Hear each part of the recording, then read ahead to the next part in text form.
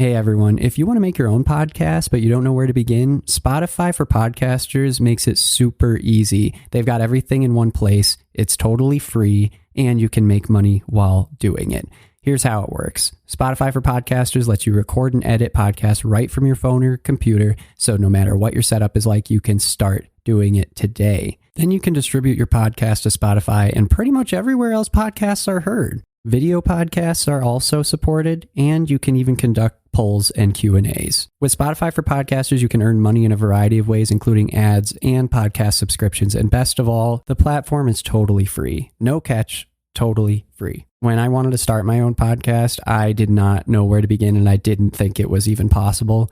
And Spotify for Podcasters made it happen. They made it easy, they made it quick, and I am doing something that I love. What more can I ask for? So if you're interested in starting your own show, you can do it, and I highly recommend you give this a try. Download the Spotify for Podcasters app or go to www.spotify.com/podcasters to get started.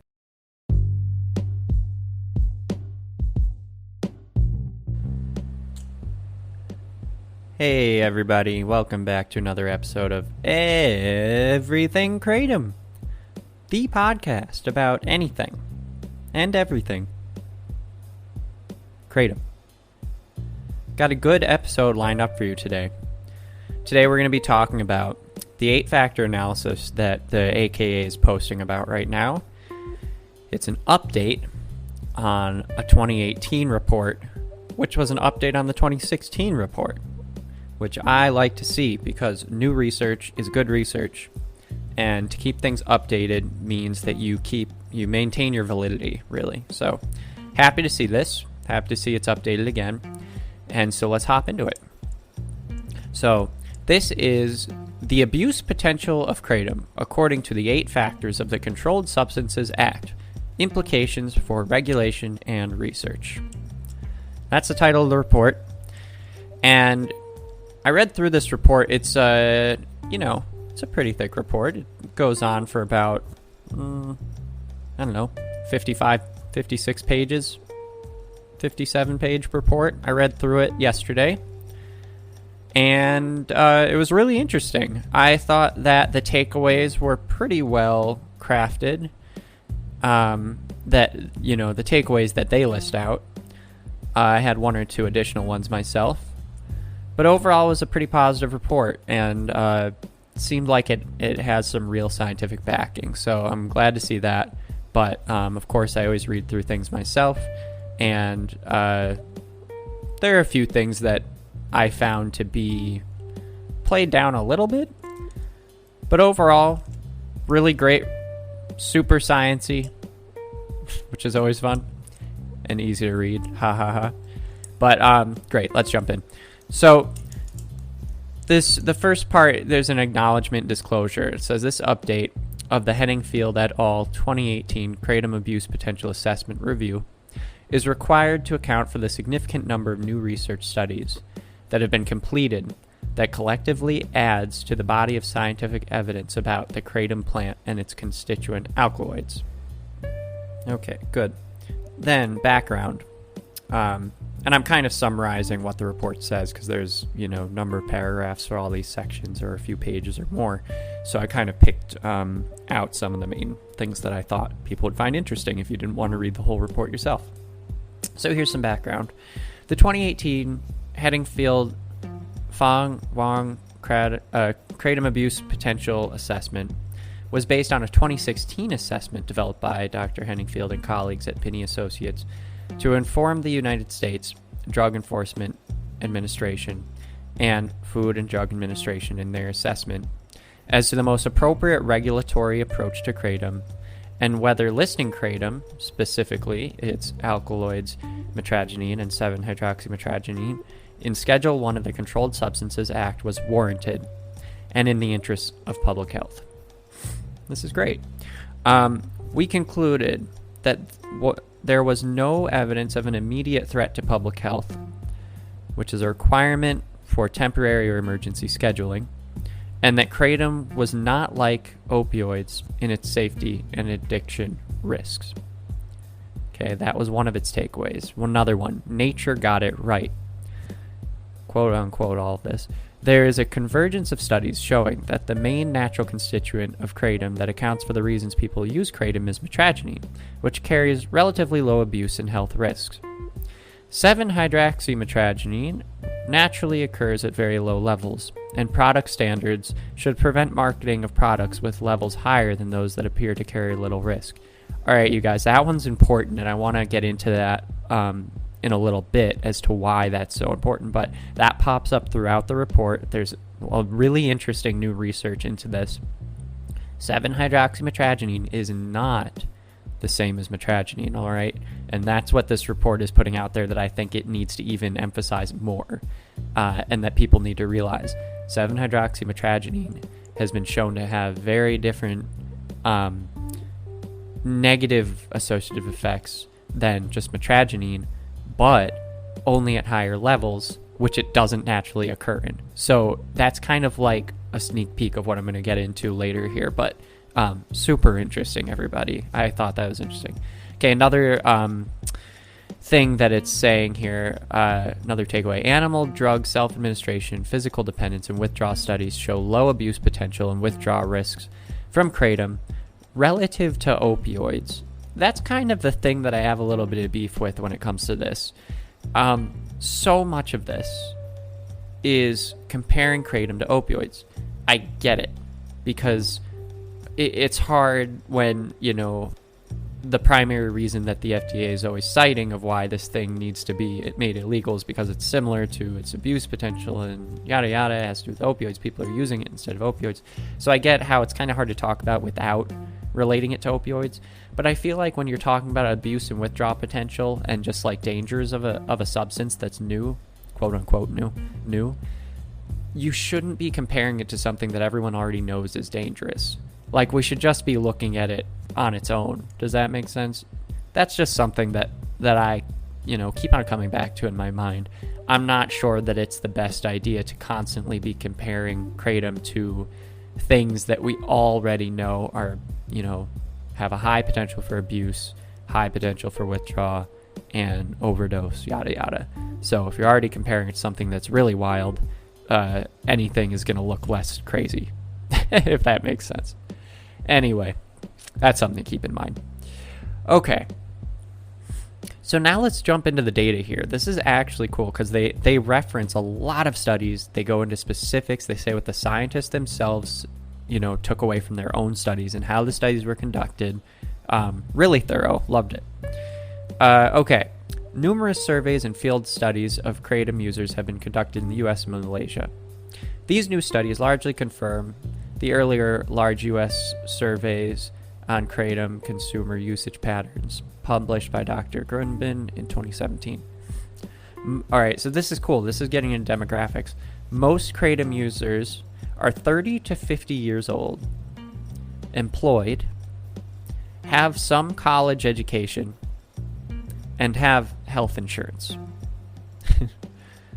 All right, interesting. Leading reasons for use are to self-manage pain, depression, anxiety, to increase focus and alertness, analogous to caffeinated beverage use, and to self-manage opioid and other substance use disorders to relieve craving and withdrawal, and often the pain that motivates such drug use. Okay. The primary active constituent of kratom, mitragynine, and this is kind of another takeaway from them, does not produce the signature powerfully rewarding and lethal respiratory depressant effects that characterize morphine-like opioids. That's pretty significant because in all of these, the few cases where kratom is the only substance referenced in the reports of death, and of course, as I've talked about in the past, even with those, the authorities admit themselves that they can't rule out other chemicals or substances that they just didn't test for. So take that as you will. But in all those reports, respiratory depression ends up being like what they say is, caused by kratom and is what ultimately finishes these 6 or 7 people off. So the fact that these studies are showing that they do not find any lethal respiratory depressant effects, that's an important thing to pull out of this report. Okay, Here's kind of one of the other primary takeaways from the report, and it says, Kratom regulation would be better informed by scientific and public health information exchange and active collaboration among all these departments, CDC, DEA, FDA, NIDA, and the Substance Abuse and Mental Health Services Administration.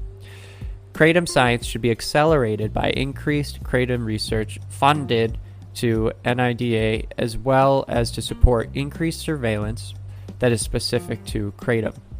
As in other areas of science and public health, progress and process would likely be improved if federally funded kratom research had input and possibly oversight by a multi-agency task force, and with an annual report developed with updates on the state of kratom science and annual surveillance. So this is cool because they're recommending that there should be a lot more research through the government so the government can have its little nitty-gritty hands on it and see for themselves, that's a good recommendation. Okay. An important development that relates to overall safety, health benefits, and risks of kratom use is a regulatory and policy update that is not included in the science updates. At the time of this writing, 5 states, Arizona, Georgia, Nevada, Utah, and Oklahoma, have enacted laws referenced as the Kratom Consumer Protection Act, or the KCPA. The KCPA establishes a regulatory framework to protect consumers from unsafe and adulterated kratom products that, by requiring manufacturers strict adherence to good manufacturing standards to ensure purity, requires testing for contaminants, prohibits adding any dangerous substances to kratom products. This is a key one for me. Forbids boosting the alkaloid levels of metragenine and 7-hydroxymetragenine over those present in the natural kratom plant. Bars synthesizing any of the alkaloids. Requires registration and product testing. Prohibits any therapeutic health claims. And forbids sales to minors. These KCPA laws provide needed consumer protection for consumers. Okay, now it gets into therapeutics and talking about how technically kratom cannot be talked about as a therapeutic thing because there's a process where it needs to go through to be considered therapeutic. And so it says it can't be defined as that. The new drug application, which needs to be basically submitted and approved for kratom through this process, the new drug application must be supported by substantial evidence of effectiveness and is defined as evidence consisting of adequate and well-controlled investigations. Essentially what that means, folks, is that to actually be considered therapeutic by the government, kratom is going to require $1 billion in 10 years of testing, as far as I can tell. So that's not going to happen. It says, regardless of actual level of abuse potential and public health risk, if it is determined that a substance warrants Controlled Substances Act scheduling, and it is not approved for therapeutic use by the FDA, only Schedule 1 is an option. So that's between a rock and a hard place. All right, this is something else that I wanted to say before we get into the science. This is what it says in the report. Public literature was attained by internet searches and a direct request for the most recent published and accepted for publication studies of more than 20 of the leading kratom research centers and research leaders worldwide. I kind of wish that some of the research centers were completely new to testing kratom, just as another way to get an independent third-party analysis of it, but still, the research is done well. That's not to take away from what's in this report. It's more of just my own personal thing. I just want, as many ways of looking at this as possible so that the government can't say, oh, you didn't do this or that. Okay, so now we're getting into the science. So some of the studies found an innate difference in products that are just kratom leaves unaltered or, ground into a fine powder, and then those that are extracts and have been altered to contain more of one alkaloid over another. All right, this is really important. So, they say there's data that suggests why natural kratom leaf-based kratom products, extracts, and tea-like decoctions might differ in the effects experienced by kratom users from more refined extracts as explained by the authors of this study. They say, interestingly, the exposure of metragenine when it is dosed orally in rats as kratom tea or the organic fraction obtained from kratom tea increases by 1.5 and 1.8 fold respectively. Okay, so the exposure of metragenine increases when it's natural. The kratom tea and organic fraction contains all the alkaloids that would be present in the plant, including speciosiliatine. These results indicate that the presence of other alkaloids found in the traditional preparation have influence on the pharmacokinetics of metragenine. Similarly, the pharmacokinetic parameters of speciosiliatine, when dosed in combination with the other natural occurring alkaloids, may be altered. Further research is needed. That's super interesting. They are saying that if you take kratom naturally, you actually get more metragenine intake than if you're taking an extract that's been, hyper targeted towards metragenine. You're getting more metragenine in the second case, but in terms of your actual absorption rate, it actually is a higher respective absorption rate when it's just natural. Isn't that cool? And they're wondering if that has to do with these other alkaloids that, like the speciosiliatine, which isn't really like one of the alkaloids I hear about ever. Maybe that's helping with absorption. That'd be really fascinating, and we definitely should know more about that. Why people use kratom is a little bit biased based on the questions that follow. That's also an interesting takeaway. So, surveys that focus on kratom use in opioids or kratom use in pain find high rates of opioid use motivated in large part to replace opioids. But then you also have this Grundman 2017 survey that found that most kratom users were not opioid users. And similarly, the survey presented by Henningfield et al. At the American College of Neuropsychopharmacology meeting with more than 14,000 respondents found that most people used for reasons that were not related to opioids and addiction. So it kind of seems like we don't really have a clear reporting framework in place for this, but I do have a feeling more people use it for opioid-related things than not. But who knows? I mean, it's an emerging field of information, so important to take into account. Okay, now we're getting into the nitty-gritty of addiction and dependence.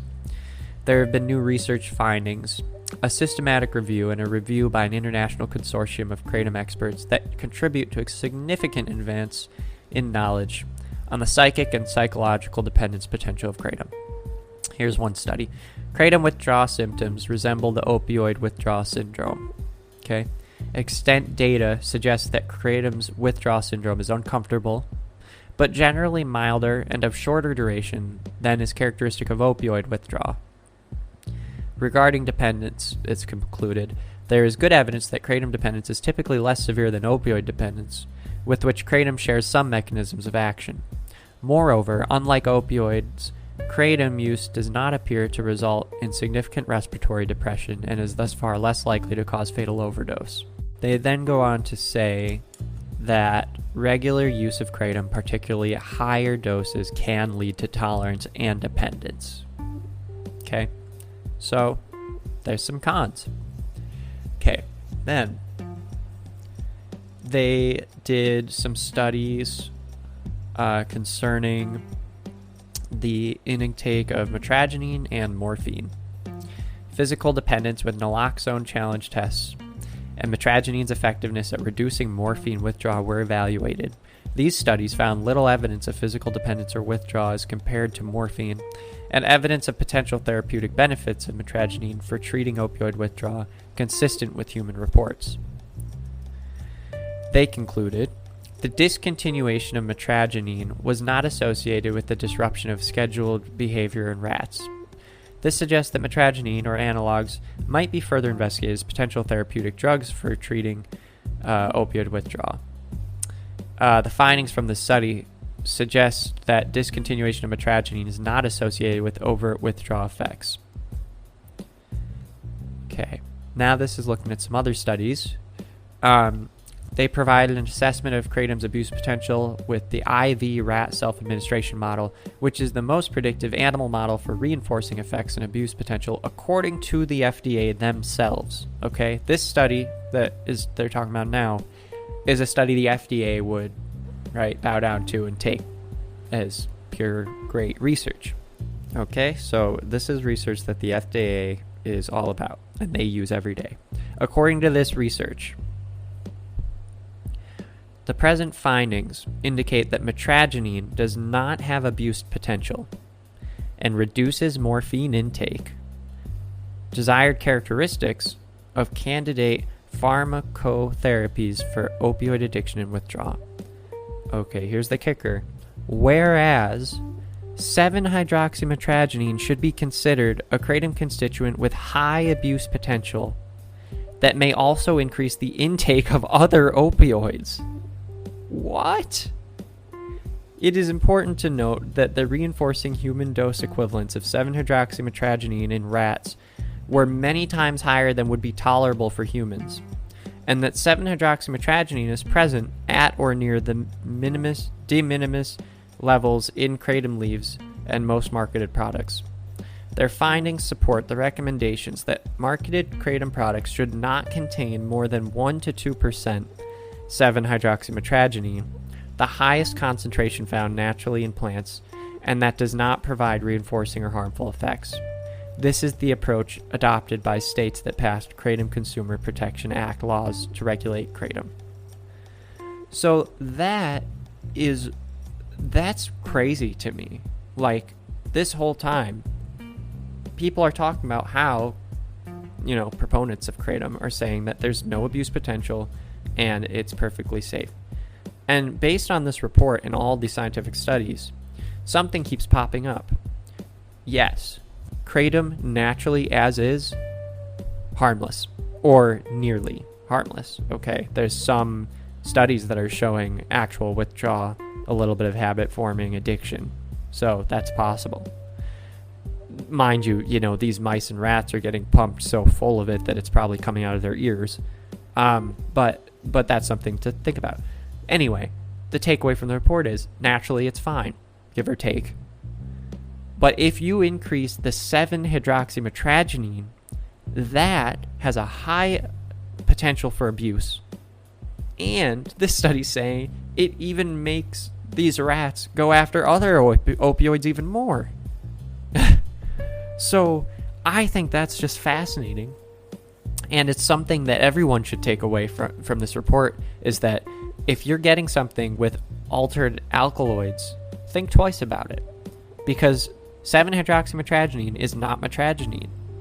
And they're finding in high levels, it's bad. Like, it's actually bad. So everyone should be aware of that. And stay natural. So overall, this report was fascinating to me. It had some pros and cons on kratom, but my takeaways, I think, would be this. Kratom taken naturally, in other words, not altering the chemical composition or makeup of alkaloids in any way, and not used heavily every single day, is completely safe in people. Okay? Metragenine seems like it has no dangers whatsoever. 7-hydroxymetragenine seems to be the culprit for any potential cons when it comes to side effects, addiction, and withdrawal, and only when taken in larger quantities than is naturally found in the kratom plant. It should not be prevalent in any product more than 1 to 2%. A regulatory framework like the Kratom Consumer Production Act or something similar that exists in Arizona, Georgia, Nevada, Utah, and Oklahoma is a really good idea. And that will ensure that the products are safe and unaltered in any meaningful way that would cause harm, and it also ensures accountability. And then finally, and perhaps most importantly, and this is the most scientific way I can say this, the FDA needs to get its head out of its butt and smell the flowers. I'll let you all figure out what that means for yourselves. I think this was a really cool report, definitely worth looking into. Lots of studies that I didn't mention, but I tried to read through it and kind of pull out some of the more interesting things from it and try to not sugarcoat it, because I think that there are some negative, some cons when it comes to kratom that are in this report, which I do appreciate that they list in this report, and everyone should do their own research. With that said, I'm also pleasantly surprised with their findings, and I think that it's seeming more and more likely that kratom taken naturally really doesn't seem to be too harmful, folks.